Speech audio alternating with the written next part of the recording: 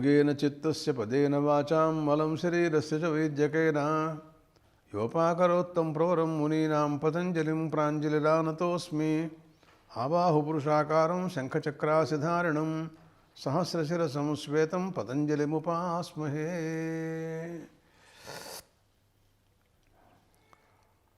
పతంజలి మహర్షి రచించినటువంటి యోగ దర్శనంలో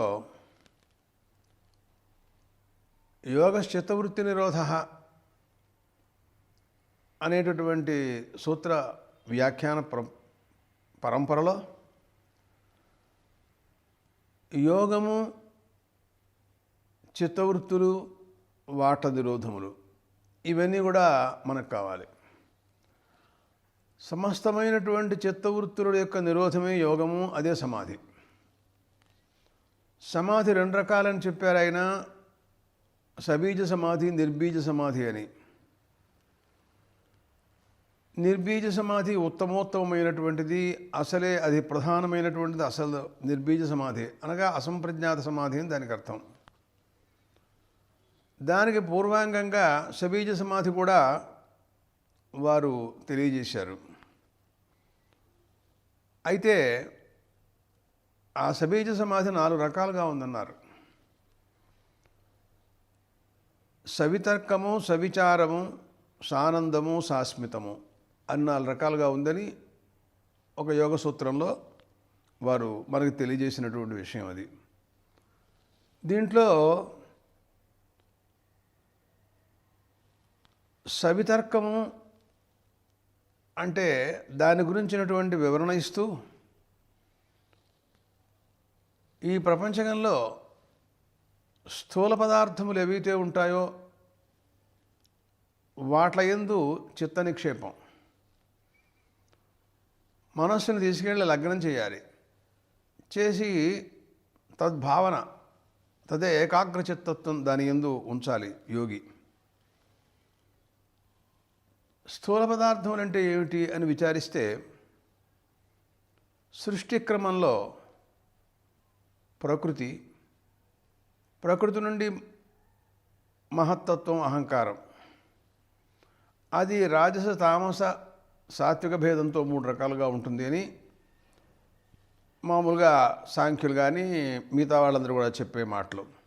వీళ్ళు కూడా యోగ శాస్త్రజ్ఞులు కూడా అదే చెబుతారు. ఆ తర్వాత దాంట్లోంచి జ్ఞానేంద్రియ పంచకం, కర్మేంద్రియ పంచకం, స్థూల మహాభూతాలు, సూక్ష్మమైనటువంటి తన్మాత్రలు, రసగంధాదులు అవన్నీ కూడాను తన్మాత్రలు అంటారు. ఇవి ఒక 5. ఇంద్రియాలు 2 5 10. భూతాల్లో స్థూలభూతం, సూక్ష్మభూత భేదేన ఇవి ఒక 10 20. ప్రకృతి, అహంకారం, మహత్తత్వం 23. మనస్సు 24. తర్వాత జీవుడు పంచవింశ ఆత్మా భవతి అని చెబుతుంది తైత్రీయం. పంచవింశిత తత్వాలు అంటారు వీటిని. సాంఖ్యులు వీటిని అంగీకరించారు, యోగులు కూడా వీటిని అంగీకరించారు.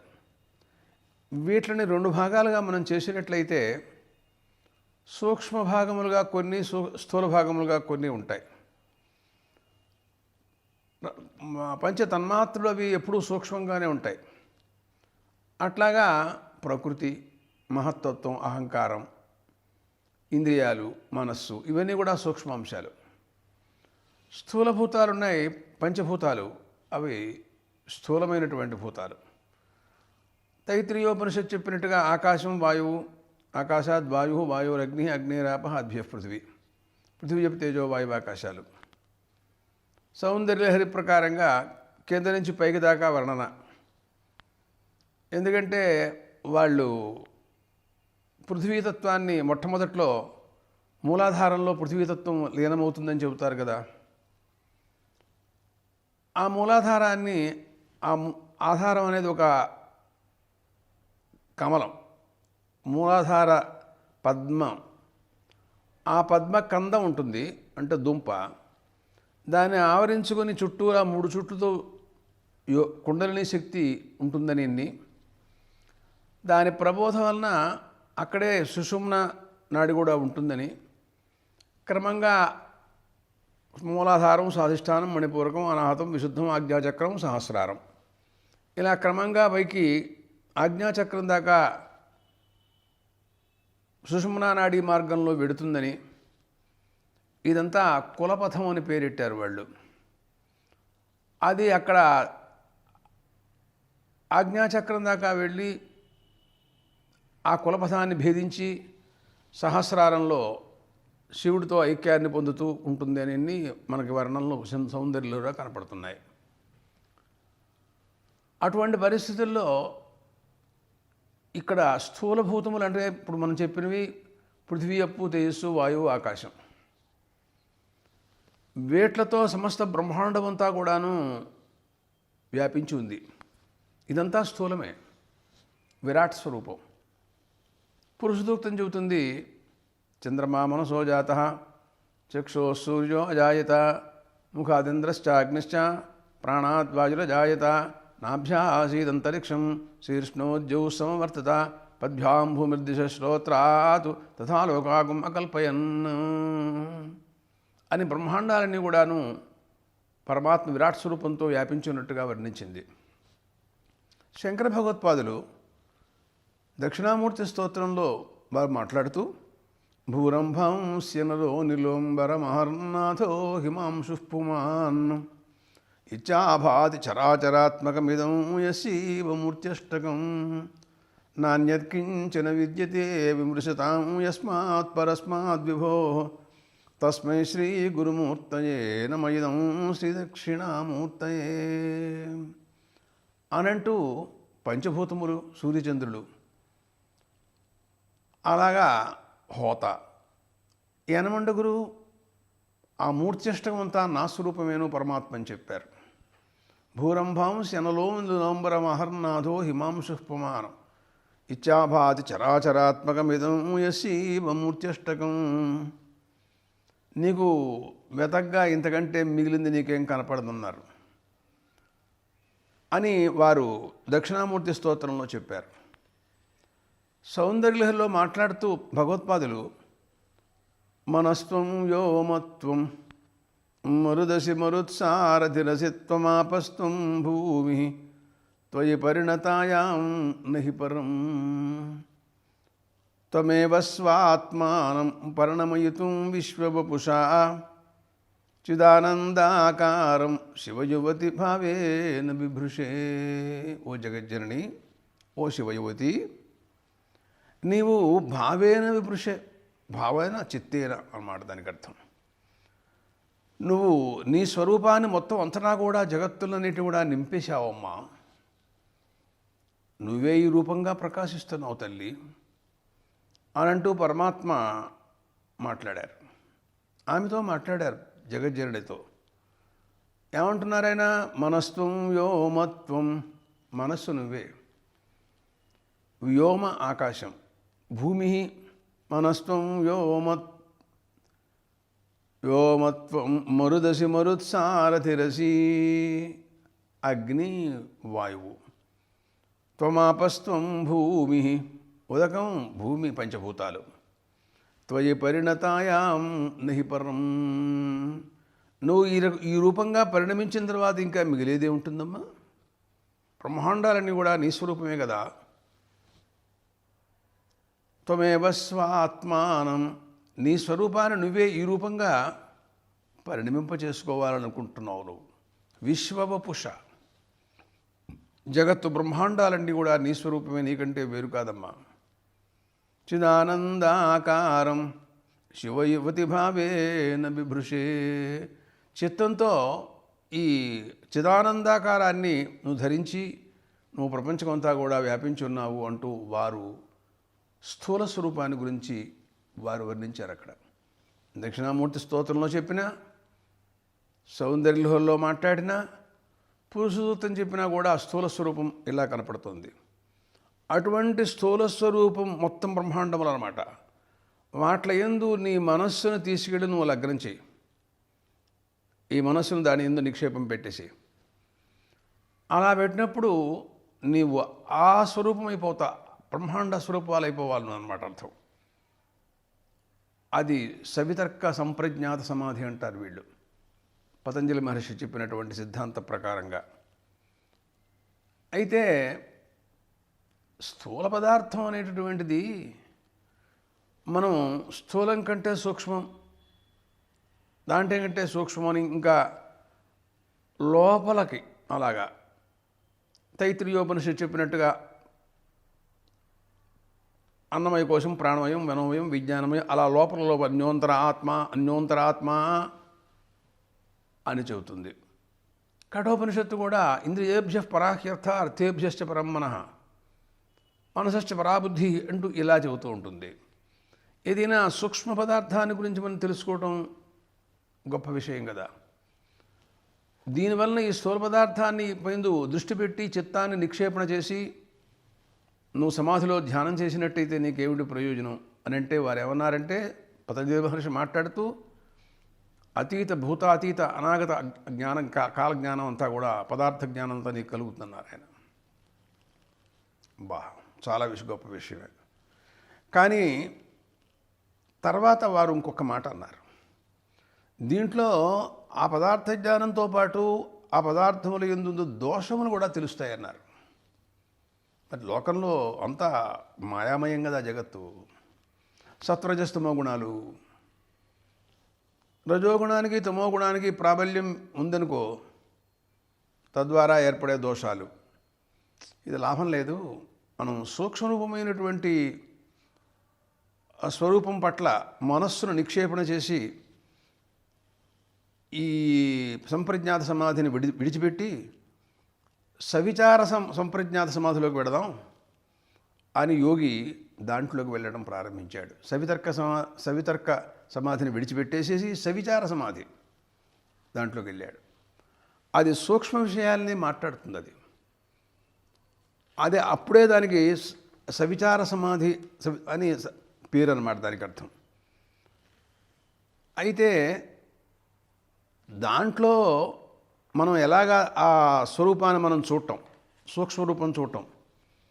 సృష్టి క్రమంలో మనం అనుకున్నాం ప్రకృతి, మహత్తత్వం, అహంకారం, ఇంద్రియాలు, అలాగా పంచతన్మాత్రలు, ఇవన్నీ కూడా సూక్ష్మాంశాలేగా. వీటి యందు నీ చిత్తాన్ని నిక్షేపణ చేయి, ధ్యానం చేయి, సమాధిలో ఉండు అన్నారు. సూక్ష్మస్వరూప ధ్యానం అన్నమాట. శంకర భగవత్పాదులు ఈ విషయం కూడా మనకి అందించారు. దాన్ని కూడా వారు సౌందర్యలహరిలో మాట్లాడుతూ ఇంకా ఏమన్నారంటే, దాంట్లో ఒకానొక స్వరూపంలో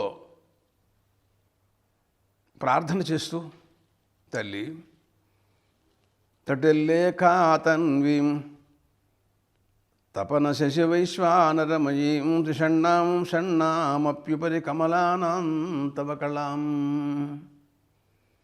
మహాపద్మాటవ్యాం ముదితమలమాయేన మనసా మహాంతః పశ్యంతో దధతి పరమాహ్లాదనకరీ హరీం అని అన్నారు శ్లోకంలో.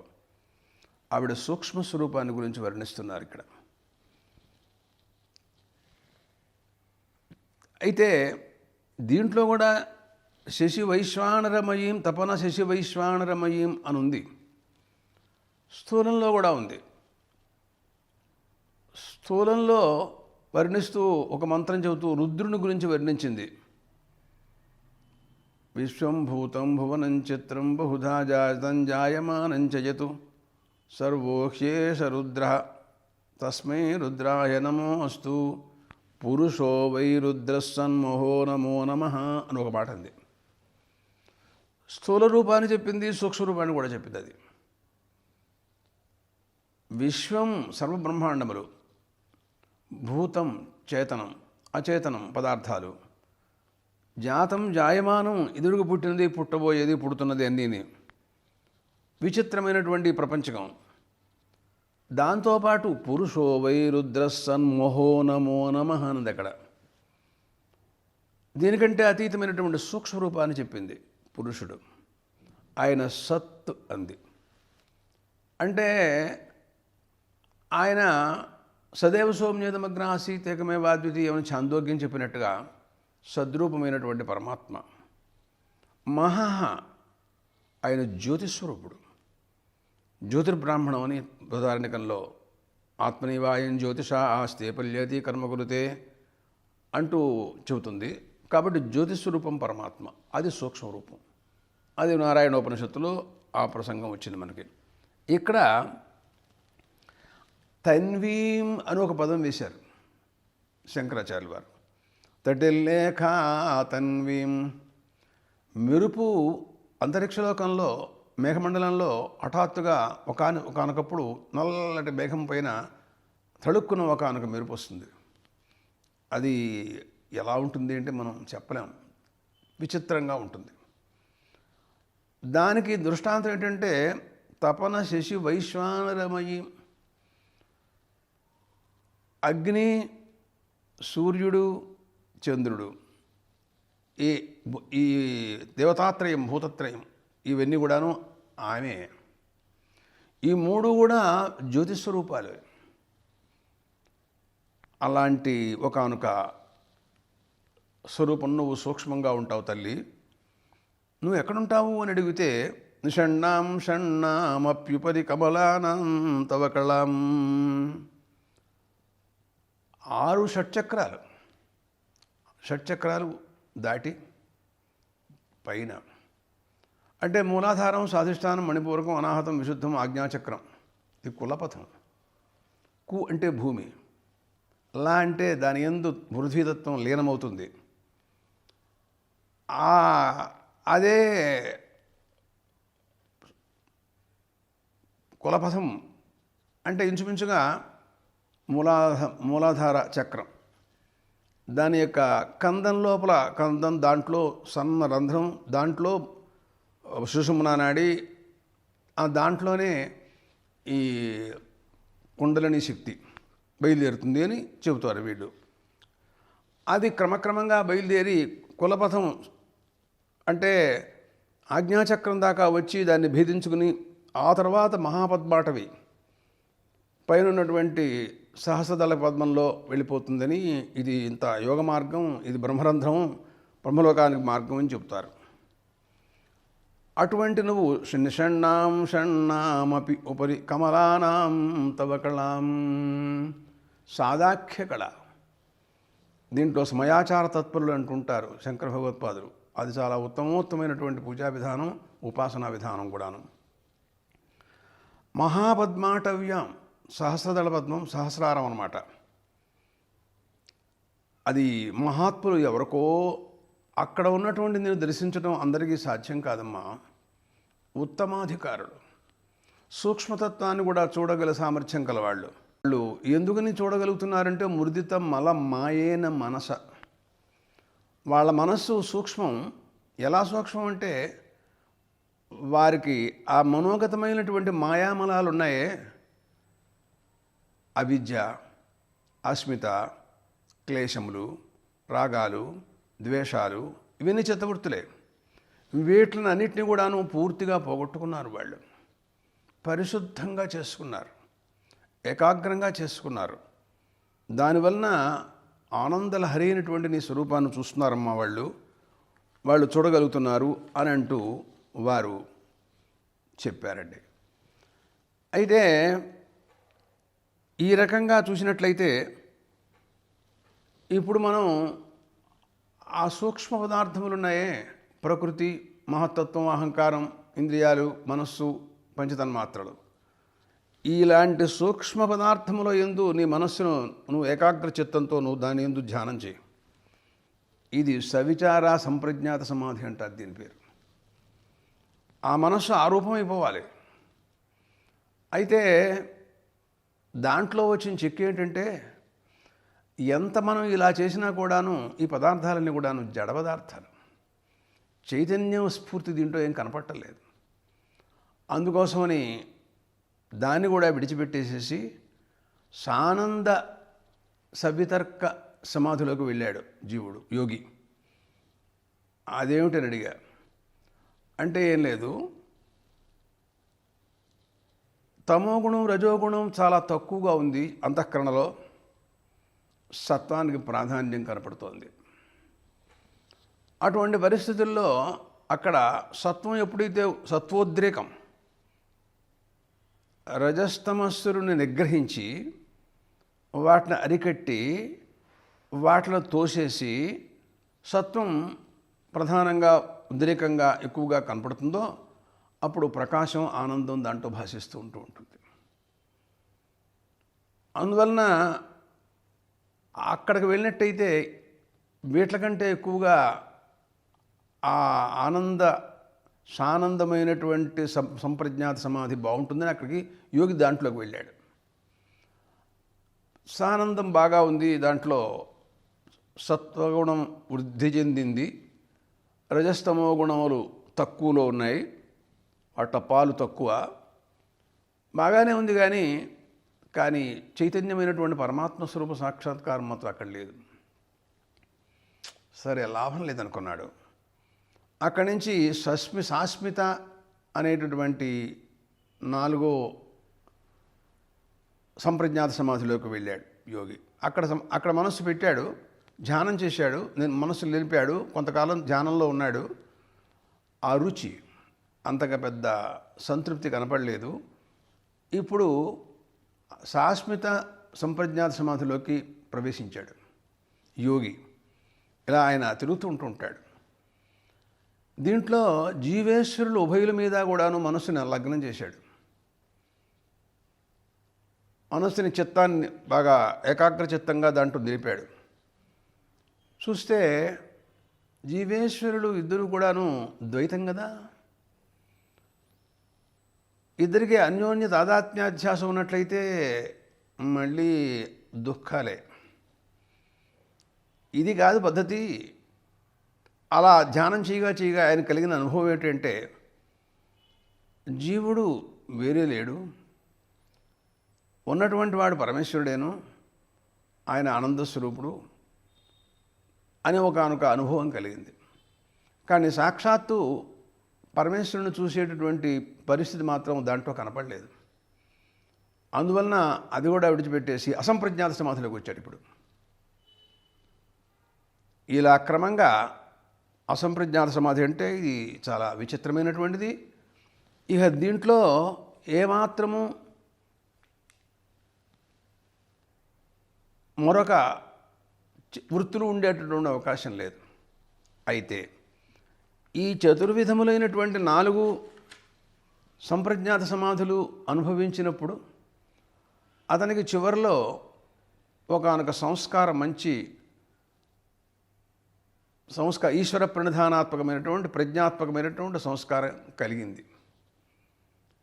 ఆ సంస్కారం మళ్ళీ సమాధి నుండి బయటకు వచ్చిన తర్వాత స్మృతికి వస్తే మళ్ళీ ప్రబుద్ధమైతే స్మృతి రావచ్చు. దానివలన అంటే ఇంచుమించుగా అది నిశ్చలంగా దృఢంగా చాలా సంవత్సరాలు అలాగే ఉండిపోయే సమాధిగా కనపట్టలేదు సంప్రజ్ఞాత సమాధి.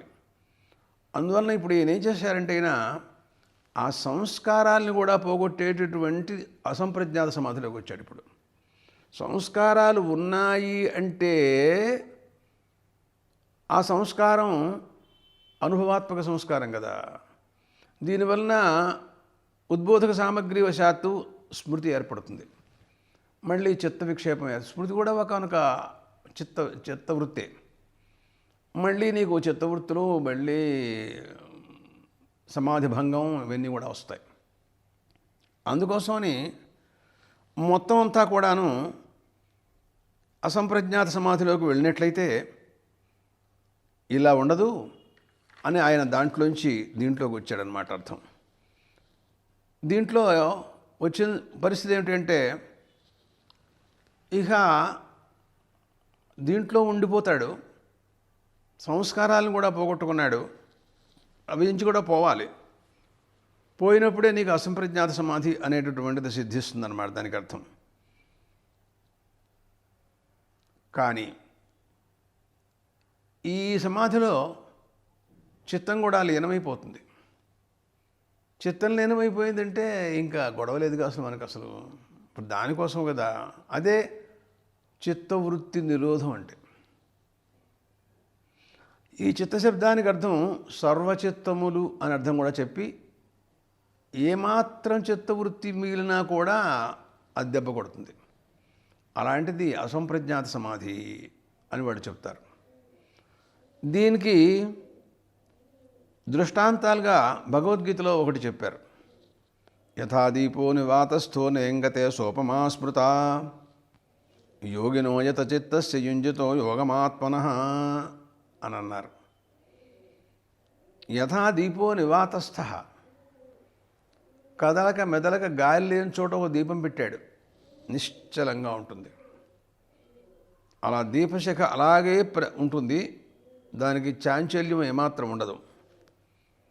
అలాగా యోగాభ్యాస తత్పరుడైనటువంటి యోగి, అతని యొక్క మనస్సు కూడా, అతని యొక్క పరిస్థితి కూడాను అలాగే ఉండిపోవాలి అంటూ ఒక ఉపమానం వారు చెప్పారు.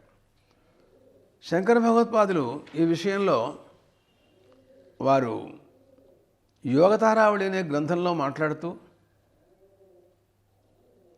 అసంప్రజ్ఞాత సమాధిని బాగా దృఢపరుస్తూ 28 శ్లోకాలు రాశారు.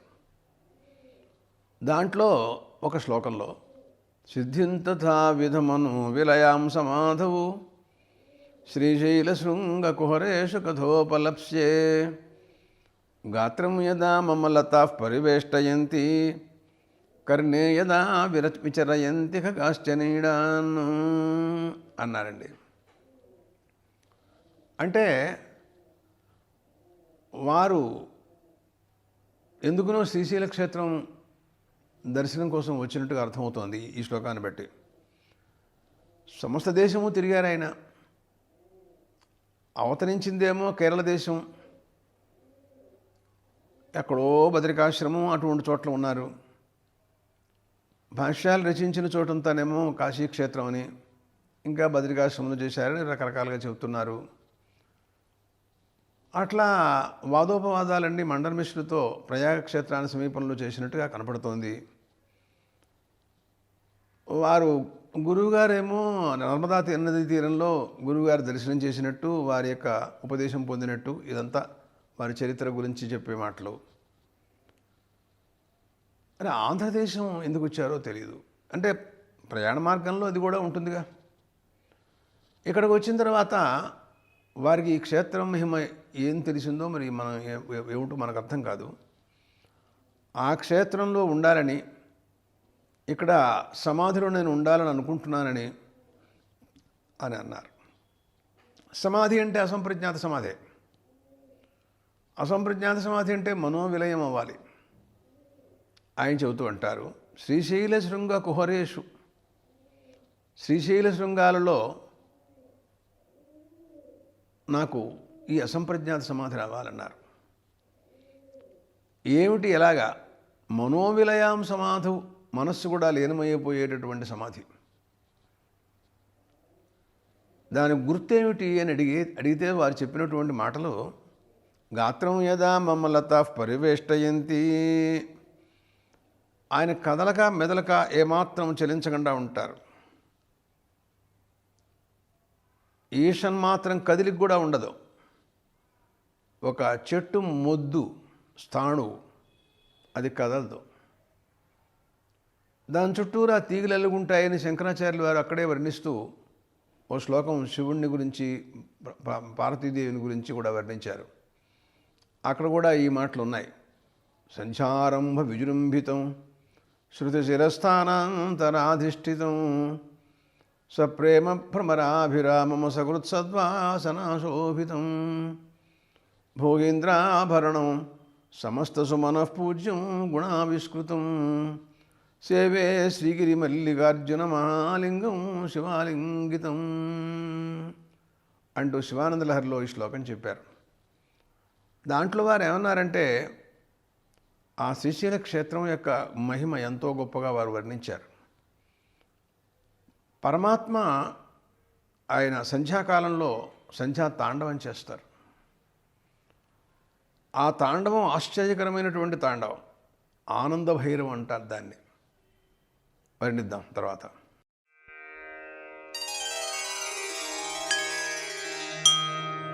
ఓ